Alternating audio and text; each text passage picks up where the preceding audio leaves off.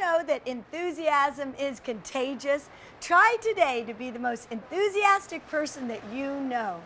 You know, for years, everyone's been telling me, Denise, how can I bottle up your enthusiasm? How do you stay up all the time? Well, the truth is, I do. I like to stay in good moods because when the going gets tough, you'll be able to take it a lot better. So when the lows go down, you'll still try to stay a little more up. Another thing is try to maintain enthusiasm. Try to stay positive every day. You know why? Because it's key in life. When you're enthusiastic, there's more people around you that get more enthusiastic. Did you know that enthusiasm breeds enthusiasm? And that's important. So today, I've got a tip for you. Go out, put a smile on your face wherever you are, either if at work or in the household, and you will see the difference, the positive energy that flows through all the people you'll see today.